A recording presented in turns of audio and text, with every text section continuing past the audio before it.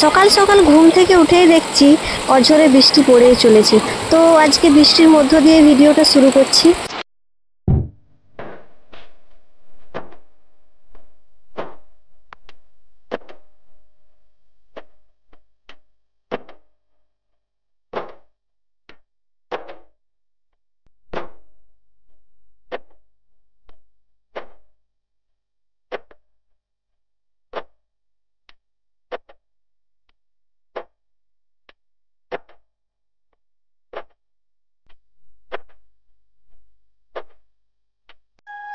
এই কিছুদিন ধরে চারিদিকে অঝরে বৃষ্টি পড়ছেই।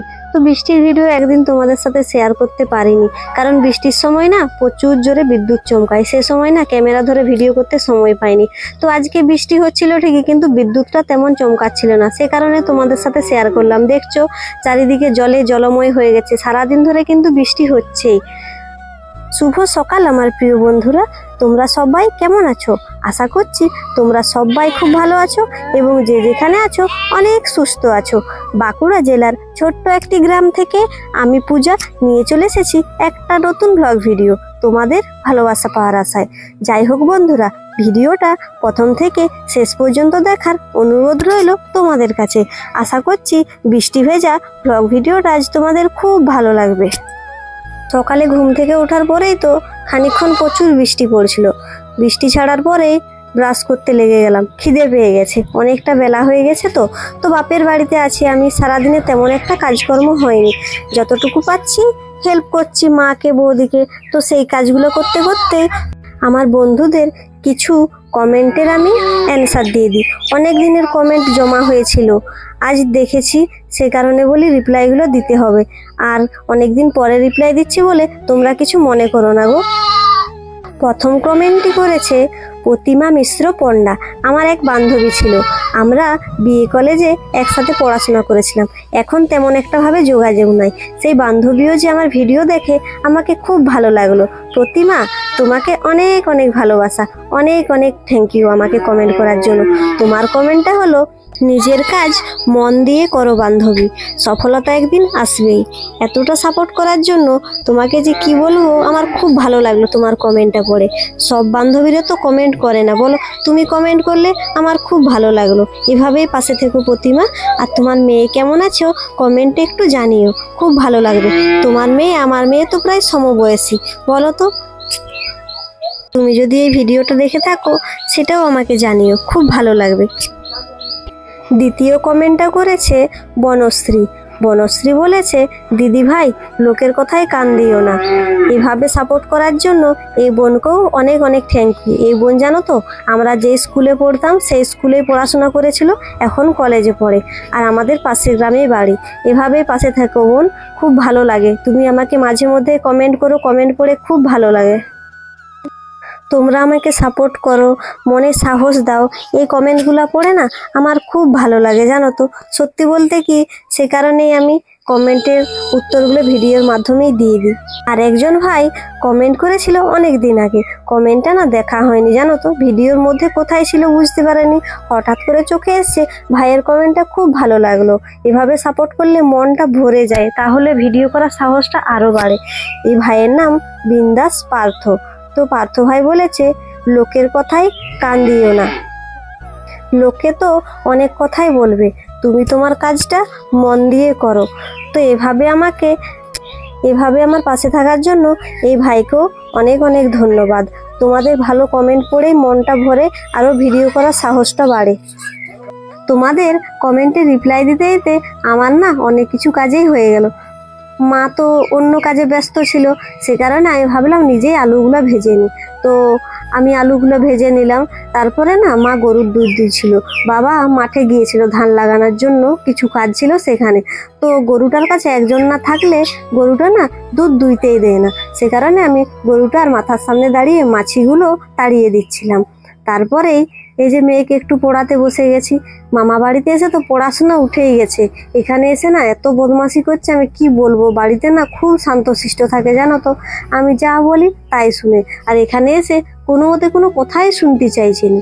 আর সে কারণে আজকে সকালে একটু পড়াতে বসালাম, প্রতিদিনই বসাই, আজকে একটু তোমাদের সাথে শেয়ার করলাম। জানো তো আমার মেয়ের না অনেক কবিতা মুখস্থ, পুচকি মেয়েটার 2 বছর 4 মাস বয়স হলো। ও না 40টা আর 3টার মতো কবিতা বলতে পারে, আর নিজের দেহের ইংলিশ শব্দগুলো সব বলে দেবে। ABCD ওগুলো একটু ভুলে যায়, ওগুলো একটু জটিল আছে তো। তাছাড়াও ইংরেজি 12টা মাসের নাম, সপ্তাহের নাম সব কিছুই ঝড়ের মতো মুখস্থ, আরও অনেক কিছু, কিন্তু না কারো কাছে বলতে চায় না। সে কারণে আমার খুব খারাপ লাগে, বললে হয়তো ভালো হতো একটুকু। তো যে এখন লিখানোর কত চেষ্টা করছি, লিখতেই চাইছে না, শুধু বদমাশি করছে। কি যে করব বুঝে উঠতে পারছি না। দেখো যতটা পাচ্ছি আমি চেষ্টা করছি, কারণ মা বাবা ছাড়া তো কোনো কিছুই সম্ভব না। কারণ আমরাও বড় হয়েছি, দেখেছি মা বাবা না চাইলে ছেলেমেয়েরা কখনোই মানুষের মতো মানুষ হতে পারবে না। তাই সবাইকে বলি, বাড়িতে যতই কাজ থাকুক, মা বাবা না চাইলে ছেলে মেয়েদের না পড়াশোনা হবে না। কারণ ওরা তো ছোট, ওরা তো বলবে যে আমরা পড়বো নি, খেলবো, সবসময় বদমাশি করব। তার জন্য আমি বই পড়াতে না বসলেও খেলার মাধ্যমেই সব পড়া আমার মেয়েকে মুখস্থ করিয়ে দিই। যখন ও 1.5 বছর বয়স, তখন থেকেই আমি ওকে সব পড়াগুলো মুখস্থ করে দিয়েছি। খেলতে খেলতে, কখনো খেতে খেতে, ঘুরতে ঘুরতে এভাবেই পড়াগুলো মুখস্থ করেছে। নির্দিষ্টভাবে বসে কিন্তু কিছু মুখস্থ করেনি, জানো তো। এই যে এখন ABCDগুলো একটু পড়ছে, আরও কিছু কমেন্টের উত্তর বাকি রয়ে গেল, সেগুলো আমি বলে দিই। তৃতীয় কমেন্টটা হলো দিসমদুলার নামে এক দিদিভাই আমাকে কমেন্ট করেছে, দিদিভাই আপনার বাড়ি কোন গ্রাম, কোন থানা, কোন ডিস্ট্রিক্ট জানাবেন প্লিজ, জানার খুব ইচ্ছে। তো দিদিভাইকে বলছি আমার বাড়ি বাঁকুড়া ডিস্ট্রিক্ট, আর থানা সিমলাপাল, বাড়িটা হচ্ছে লক্ষ্মীসাগর। এই দিদিভাই অনেক দিন থেকে আমার ঠিকানাটা জানতে চেয়েছিল। এই যে দিদিভাই, আমি তোমাকে ঠিকানাটা বলে দিয়েছি, যদি আমার আশেপাশে বাড়ি হয় কমেন্টে জানিও। আর এভাবে আমার সাথে থাকার জন্য তোমাদের সবাইকে অনেক অনেক থ্যাংক ইউ, অনেক অনেক ভালোবাসা আমার মন থেকে। তোমাদের ভরসায় তো আজ এই পথে নেমেছি, তোমাদের ভরসায় আজ এইভাবে ভিডিও করে চলেছি। আর এই যে দেখতে পাচ্ছ, এটা না আমাদের কফি মাচাটা, বলেছিলাম না এভাবে দেখো ছাওয়া হয়ে গেছে, তারপরে মাটি দিয়ে, তার উপরে বিভিন্ন রকমের মাটি দিয়ে, সর্বোপরে সার মাটি দিয়েই তো আমাদের কফি চারাগুলো ফেলা হয়। সেটাও আমি দেখাচ্ছি ভিডিও শেষের দিকে, দেখতে থাকো। তো রান্না হচ্ছে, রান্না করতে করতে মা বলছে যে ভেন্ডি তুলে দিতে।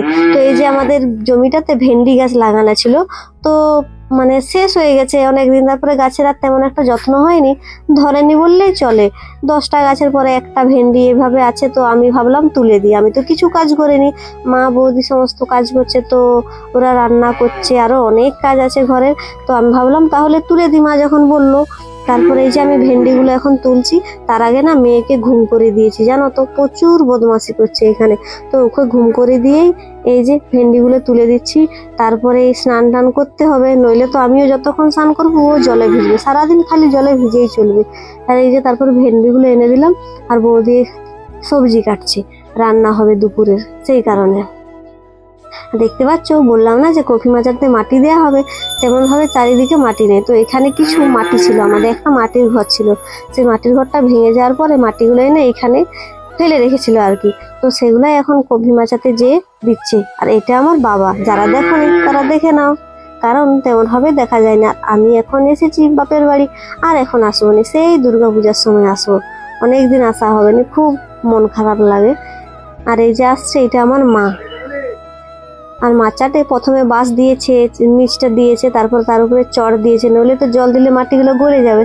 আর এই যে আমার বোন মহারানী, শুধু সারাদিন শুয়ে শুয়ে ফোন ঘাটবে, ওর শরীরটা একটু খারাপ, জানো তো। আর তারপরে দেখো জামা কাপড়গুলো কেচে নিয়েছিলাম, স্নান টান করে নিলাম, আর পুচকির ছোট ছোট জামা কাপড়গুলো এখানে মিলে দিচ্ছি, কারণ বাইরে না ঝিরিঝিরি বৃষ্টি পড়েছে, এই বাইরে মিললেও কিছুতে শুকাবে না। একদম সকাল থেকেই তো বৃষ্টি হচ্ছে, তারপরে সারাদিন তো ঝিরিঝিরি পড়েই চলেছে। তো এখানে আমার মেয়ের আর ভাইঝির ছোট ছোট জামা কাপড়গুলো মিলে দিচ্ছি চালাটায়, এখানে আর ভিজার সম্ভাবনা নাই। দেখো আবার জোরে বৃষ্টি চলে এলো, দুপুর হয়ে প্রায় এখন 1টা-1.5টার মতো বাজছে।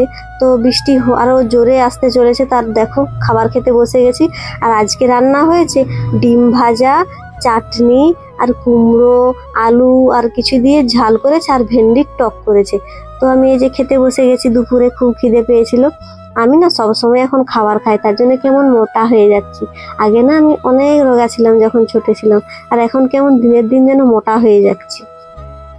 আর অনেকে হয়তো বলতে পারো যে আমি কেন এত কাজ করছি বাপের ঘরেতে এসেও। কোনোদিনও কিন্তু আমি কাজ করিনি, আজকেই করলাম। এতদিন এসে আছি কারণ না আজকে বৌদির শরীরটা একটু খারাপ, সে কারণে করছি। নইলে রান্নার দিকে তো জীবনও কখনো হাত লাগাতেই হয়নি। বৌদি একদম সেট করে দেয়, ঠিক আছে। আমার বৌদি খুব ভালো, এই কথাটা আমি বলবো। যার মনে যেমন হয়, কিন্তু আমার ভালো লাগে আমি সেটাই বললাম। তো ওই যে সারাদিন তো বৃষ্টিই হচ্ছে, তারপরে এখানে সবাই মিলে আড্ডা দিতে লেগে গেলাম। আর কিছু কাজ নেই, জল পড়ছে, কোনো কিছু হবে না, তো সবাই মিলে এখানে গল্প করছে। আর এখানে না আমাকে খুব ভালো লাগে, জানো তো, সবাই মিলে গল্প হয়। এই কারণটাই আমি শ্বশুর বাড়িতে একটু মন খারাপ লাগে, সেখানে একা একাই আমাকে সারাদিন থাকতে হয়।